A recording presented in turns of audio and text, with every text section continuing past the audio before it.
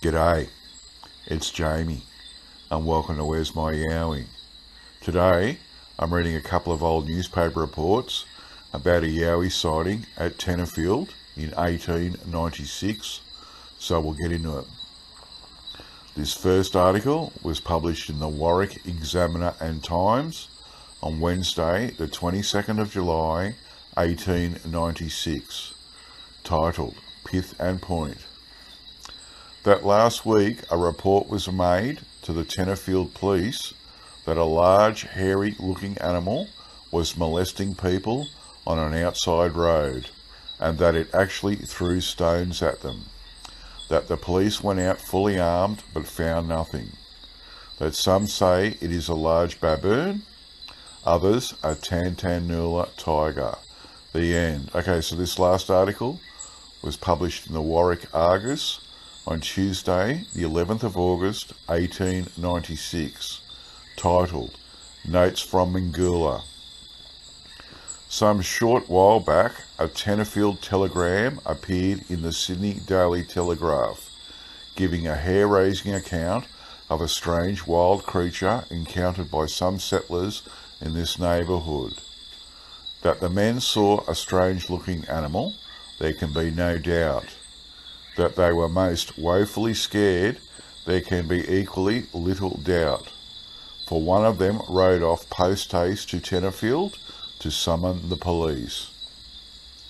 An officer was dispatched to make inquiries and, if possible, to arrest the bunyip or banshee or whatever else it might prove to be, as a vagrant or disorderly person, or upon some other convenient charge.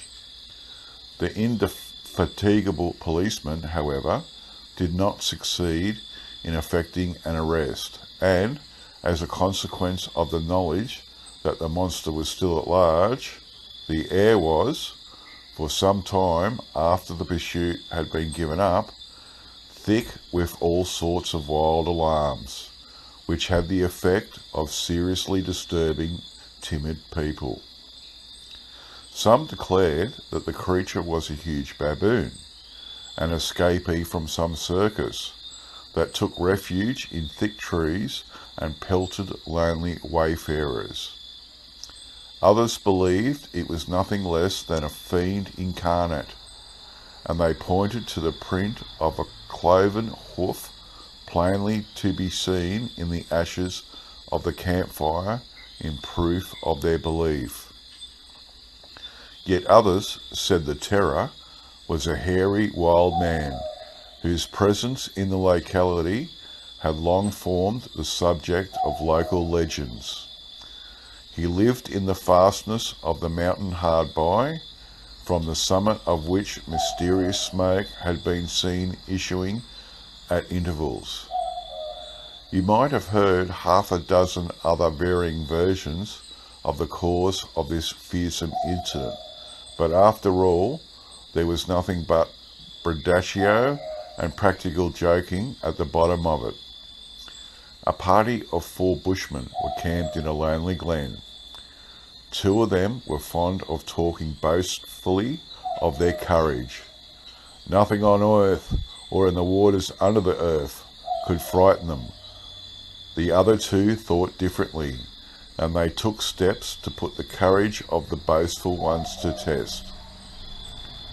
The opportunity came on a night that was black as ink, and the only sounds being heard was the harsh cry of the mopoke in the valley below, and the dismal wail of the dingo on the ridge above. 3 men nodding moodily around the embers of the campfire, waiting for the 4th to return, who had gone to a neighbouring station for a supply of salt beef. Suddenly they were startled by a blood-curdling shriek, followed by the apparition of a frightful-looking monster whose bulk was increased to supernatural proportions by the half-light of the dying embers. An instant later, 3 white-faced bushmen were making for civilization at a speed which fairly stiffened their coattails. One of them pulled up at Tenterfield the next day and brought back a policeman. Another, at last accounts, had just passed Inverell, still going strongly. The third, who was in on the joke, turned back after he had got the men of courage fairly underway, and rejoined the hairy man, who was quietly taking off the suit of bearskins which he had made and donned for the purpose of taking the blow out of the blowhards. The end. That's a classic story, that I like that. So the two guys, like, they've got a Yowie in the area, and the two guys, like, didn't believe in the Yowie, and like, oh, nothing can scare me, mate, nothing on earth, nothing in the waters on earth, I'll be right. And then the guys turned up in the suit made of bearskins and scared the hell out of them, and they've both took off at 1,000,000 miles an hour, and they reckon one's still going. I like that. And if I was not in on that joke, I'd probably still be riding too. Okay, that's it from me. I'll get back to you all next time. Bye.